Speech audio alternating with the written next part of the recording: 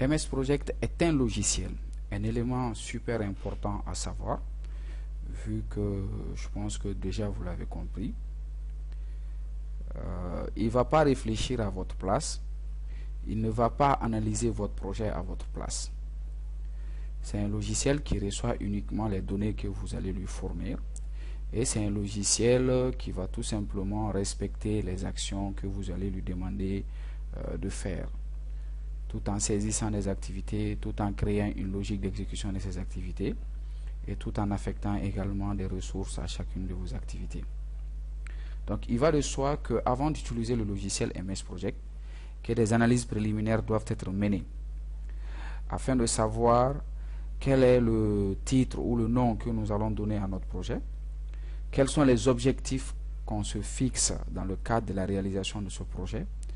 Est-ce que c'est de pouvoir terminer la réalisation de notre projet en 1 mois, en 2 mois, ou si c'est un projet de lutte contre la pauvreté, quel est le seuil ou le pourcentage qu'on aurait aimé éradiquer à la fin du projet.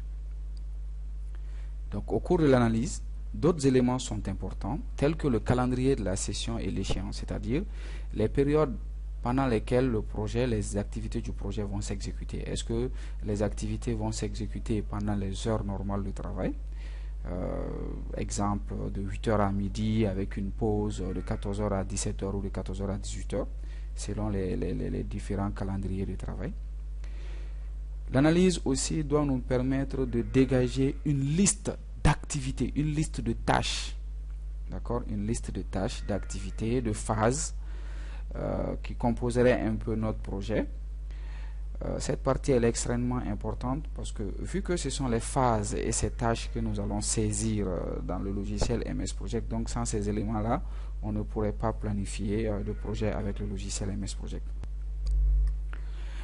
À la suite de l'analyse également, nous devons dresser une liste de ressources, c'est-à-dire une liste de personnes qui vont intervenir sur nos activités, tout en mentionnant leurs coordonnées et leur disponibilité. Par exemple, nous avons des ressources qui sont disponibles dans le cadre de l'exécution du projet à 100%. Ils sont là tout le temps, pendant toute la durée du projet.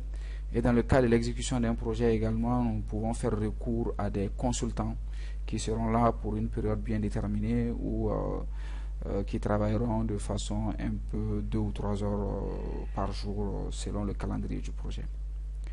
Comme ressources, nous avons aussi besoin de ressources matérielles. Donc pour cela, nous devons dresser une petite liste de ressources matérielles en donnant une définition et leur disponibilité.